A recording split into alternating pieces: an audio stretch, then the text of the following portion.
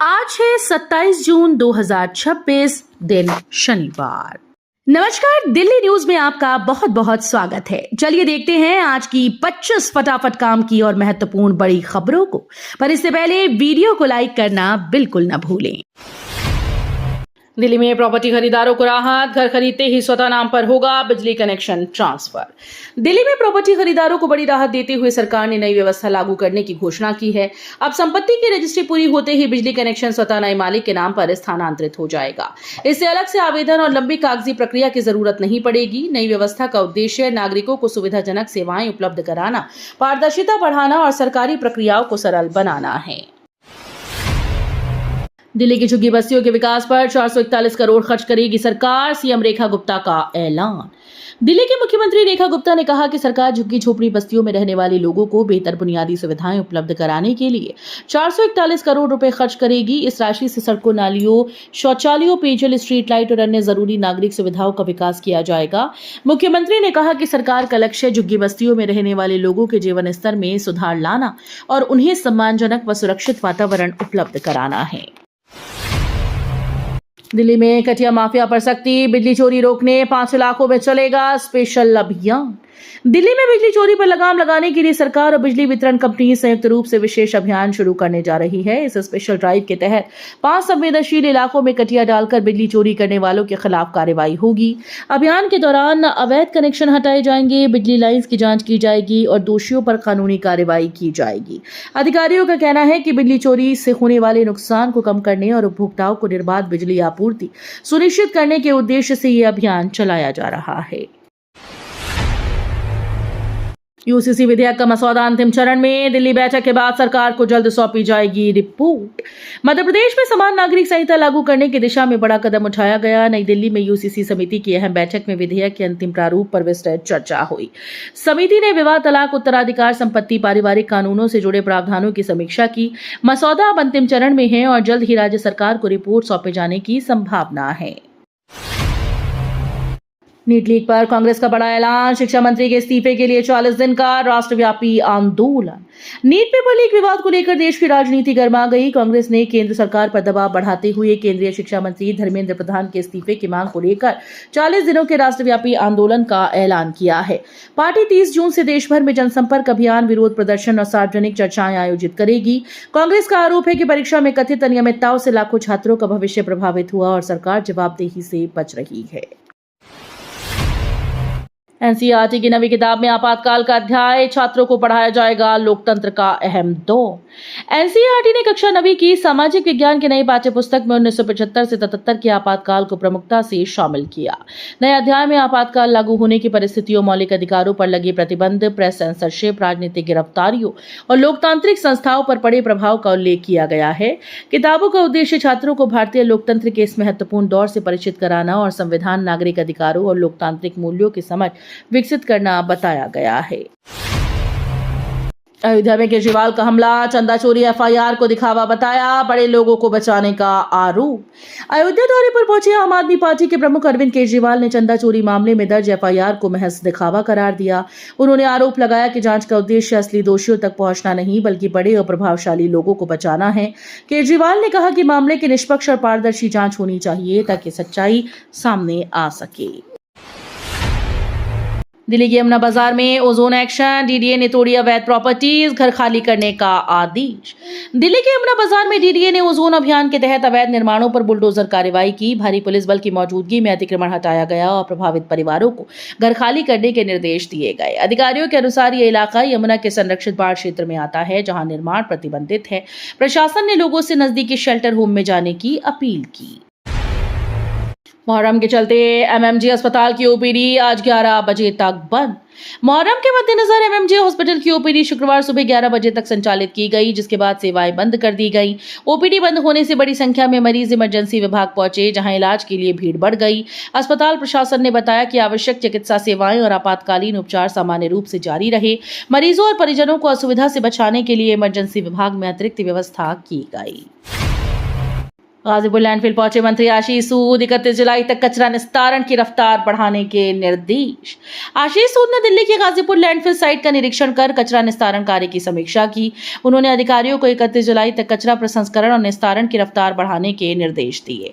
मंत्री ने कहा कि सरकार लैंडफिल का बोझ कम करने और वैज्ञानिक तरीके से ठोस कचरा प्रबंधन सुनिश्चित करने के लिए लगातार काम कर रही है। आईआईटी दिल्ली सोरबोन यूनिवर्सिटी 2026 से संयुक्त पीजी और पीएचडी कार्यक्रम शुरू करेंगी। Indian institute of technology Delhi और सोरबोन यूनिवर्सिटी ने 2026 से संयुक्त स्नातकोत्तर और पीएचडी कार्यक्रम शुरू करने की घोषणा की। इस पहल के तहत छात्र भारत और फ्रांस दोनों संस्थानों में पढ़ाई और शोध का अवसर प्राप्त करेंगे। कार्यक्रम का उद्देश्य वैश्विक स्तर की शिक्षा, संयुक्त अनुसंधान और अकादमिक सहयोग को बढ़ावा देना है। चंपत राय ने राम मंदिर ट्रस्ट छोड़ा, अनिल मिश्रा ने भी दिया इस्तीफा। अयोध्या के श्री राम जन्मभूमि तीर्थ क्षेत्र ट्रस्ट के महासचिव चंपत राय और ट्रस्टी अनिल मिश्रा ने अपने अपने पदों से इस्तीफा दे दिया है। ये फैसला राम मंदिर चढ़ावा गबन के कथित मामले में दर्ज एफआईआर और एसआईटी जांच के बीच सामने आया। रिपोर्ट के अनुसार दोनों ने नैतिक जिम्मेदारी लेते हुए पद छोड़ा है। मामले में 8 आरोपियों की गिरफ्तारी के बाद जांच तेज हो गई है। सीजेपी चलाएगी प्रधान गो बैक अभियान, देश भर में विरोध प्रदर्शन और जन जागरण की तैयारी। संगठन सीजेपी ने केंद्र सरकार की नीतियों के विरोध में देश भर में प्रधान गो बैक अभियान चलाया है। अभियान के तहत विभिन्न राज्यों में जनसभाएं, प्रदर्शन, पदयात्राएं और जनसंपर्क कार्यक्रम आयोजित किए जाएंगे। संगठन का कहना है कि यह अभियान जनता के मुद्दों को प्रमुखता से उठाने और सरकार से जवाबदेही की मांग के उद्देश्य से चलाया जाएगा। दिल्ली में झमाझम बारिश के साथ होगा जुलाई का आगाज। आईएमडी ने कई इलाकों के लिए अलर्ट जारी किया।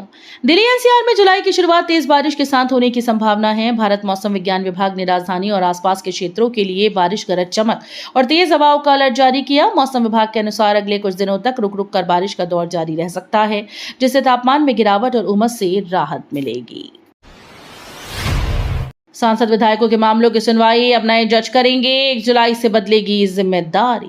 सांसदों और विधायकों से जुड़े आपराधिक मामलों की सुनवाई में 1 जुलाई से बदलाव होगा। अब तक इन मामलों की सुनवाई कर रही जस्टिस स्वर्णकांता शर्मा की जगह नए न्यायाधीश को यह जिम्मेदारी सौंपी गई। प्रशासनिक आदेश के तहत विशेष अदालत का प्रभार बदल दिया गया। इसका उद्देश्य मामलों के सुचारू और समयबद्ध निपटारे को सुनिश्चित करना है। 1 जुलाई से सभी लंबित और नए मामले नए न्यायाधीश की अदालत में सूचीबद्ध होंगे। दिल्ली की हवा फिर खराब। AQI 228 पहुंचा, लेकिन ग्रैप 1 लागू नहीं। दिल्ली का वायु गुणवत्ता सूचकांक 228 तक पहुंचने के बावजूद आयोग ने तत्काल ग्रैप 1 लागू नहीं किया। कारण यह है कि ग्रैप केवल एक दिन के AQI पर नहीं, बल्कि मौसम संबंधी पूर्वानुमान, प्रदूषण के रुझान और अगले दिनों की संभावित स्थिति के आधार पर लागू किया जाता है। यदि AQI में अस्थायी बढ़ोतरी हो और सुधार की संभावना, तो CAQM पहले स्थिति की समीक्षा करता है। इंडिया गेट पर नशा मुक्ति जागरूकता अभियान। IHBS डॉक्टर्स ने नुक्कड़ नाटक से दिया प्रेरक संदेश। दिल्ली के इंडिया गेट पर नशा मुक्ति जागरूकता अभियान के तहत विशेष कार्यक्रम आयोजित किया गया। इसमें IHBS के डॉक्टर्स और स्वास्थ्य विशेषज्ञों ने नुक्कड़ नाटक के माध्यम से युवाओं और आम लोगों को नशे के दुष्प्रभाव के प्रति जागरूक किया। कार्यक्रम में नशे से होने वाले शारीरिक, मानसिक और सामाजिक नुकसान की जानकारी दी गई और लोगों से नशे से दूर रहने का आह्वान किया गया। विशेषज्ञों ने बताया कि समय पर परामर्श और उपचार से नशे की लत पर काबू पाया जा सकता है। दिल्ली के पास बनेंगे 3 नए रेल कॉरिडोर। यूपी के 10 शहरों की कनेक्टिविटी होगी बेहतर और तेज। दिल्ली के आसपास प्रस्तावित 3 नए रेल कॉरिडोर से उत्तर प्रदेश के 10 शहरों को बेहतर रेल संपर्क का लाभ मिलेगा। इन परियोजनाओं से यात्रियों की आवाजाही तेज होगी, यात्रा समय घटेगा और दिल्ली एनसीआर से कनेक्टिविटी मजबूत होगी। नए कॉरिडोर से क्षेत्रीय परिवहन को बढ़ावा मिलने के साथ औद्योगिक और आर्थिक गतिविधियों को भी गति मिलने की उम्मीद है। रेलवे का उद्देश्य बढ़ते यात्री दबाव को कम करना और आधुनिक रेल नेटवर्क विकसित करना है। दिल्ली में कोचिंग सेंटर्स पर सख्ती। 3 महीने में नया कानून। 924 संस्थान सरकार के रडार पर। दिल्ली सरकार कोचिंग सेंटर के संचालन को नियमित करने के लिए नया कानून लाने की तैयारी में है। सरकार ने 3 महीने के भीतर विधेयक तैयार करने का लक्ष्य रखा। प्रस्तावित कानून में सुरक्षा मानकों, बुनियादी सुविधाओं, पंजीकरण और जवाबदेही से जुड़े प्रावधान शामिल किए जाएंगे। फिलहाल राजधानी के 924 कोचिंग संस्थान सरकार के रडार पर हैं और उनकी जांच की जा रही है। आयरलैंड ने रचा इतिहास। पहले T20 में भारत को 34 रन से हराकर पहले जीत दर्ज की। आयरलैंड ने क्रिकेट इतिहास में पहली बार इंडिया को T20 अंतर्राष्ट्रीय मुकाबले में 34 रन से हराकर ऐतिहासिक जीत दर्ज की। पहले बल्लेबाजी करते हुए आयरलैंड ने चुनौतीपूर्ण स्कोर खड़ा किया। जवाब में भारतीय टीम निर्धारित लक्ष्य हासिल नहीं कर सकी और नियमित अंतराल पर विकेट गंवाती रही। आयरलैंड के गेंदबाजों ने अनुशासित प्रदर्शन करते हुए भारत को दबाव में रखा। ऑपरेशन सिंदूर के 6 शहीदों के नाम पहली बार सार्वजनिक राष्ट्रीय युद्ध स्मारक पर दर्ज किए गए। ऑपरेशन सिंदूर के दौरान देश की रक्षा करते हुए शहीद हुए 6 भारतीय सैन्य कर्मियों के नाम पहली बार आधिकारिक रूप से सार्वजनिक किए गए। सरकार ने इन वीरों के नाम राष्ट्रीय युद्ध स्मारक की रोल ऑफ ऑनर सूची में शामिल किए। शहीदों में भारतीय सेना के 5 जवान और भारतीय वायुसेना का एक एयर वॉरियर शामिल है। सरकार ने इससे पहले अभियान में हुई सैन्य क्षति का आधिकारिक ब्यौरा साझा नहीं किया था। दिल्ली में 350 करोड़ के मेडिकल उपकरण खरीद घोटाले की जांच तेज, ईडी ने मांगे रिकॉर्ड। दिल्ली सरकार के अस्पतालों के लिए मेडिकल उपकरण और दवाओं की खरीद में कथित 350 करोड़ रुपए की अनियमितताओं की जांच तेज हो गई। एनफोर्समेंट डायरेक्टोरेट ने मामले में केंद्रीय खरीद एजेंसी और स्वास्थ्य विभाग से टेंडर, भुगतान और खरीद प्रक्रिया से जुड़े दस्तावेज मांगे। इससे पहले भ्रष्टाचार निरोधक शाखा इस मामले में एक डॉक्टर को गिरफ्तार कर चुकी है। देवेंद्र यादव का दिल्ली सरकार पर हमला, बोले नालों की सफाई सिर्फ दिखावा। दिल्ली प्रदेश कांग्रेस अध्यक्ष देवेंद्र यादव ने राजधानी में नालों की सफाई को लेकर दिल्ली सरकार पर निशाना साधा। उन्होंने आरोप लगाया कि नालों से निकाली गई सिल्ट को वैज्ञानिक तरीके से हटाने की बजाय दोबारा नालों के किनारे छोड़ दिया गया, जिससे वो बारिश में फिर से नालों में पहुंच गई। यादव ने इसे सरकार की लापरवाही और दिखावटी सफाई अभियान बताया। उन्होंने कहा कि ऐसी व्यवस्था से जलभराव की समस्या कम होने की बजाय और गंभीर हो सकती है।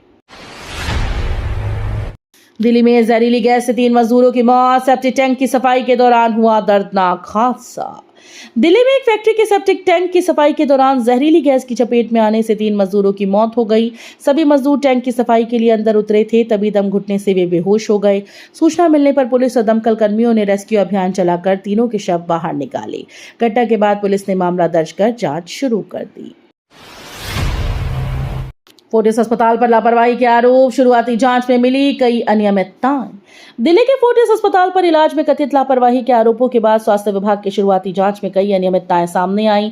जांच टीम ने मरीजों के उपचार, दस्तावेजों के रखरखाव और अस्पताल की प्रक्रियाओं से जुड़े पहलुओं की समीक्षा की। प्रारंभिक रिपोर्ट में कुछ कमियां मिलने के बाद विस्तृत जांच के निर्देश दिए गए। स्वास्थ्य विभाग ने अस्पताल से जवाब मांगा और अंतिम रिपोर्ट के आधार पर आगे की कार्रवाई की जाएगी। तो ये थी आज की बड़ी खबरें। रोजाना ऐसे ही सबसे पहले अपडेट पाने के लिए चैनल को सब्सक्राइब करना बिल्कुल न भूलें। धन्यवाद।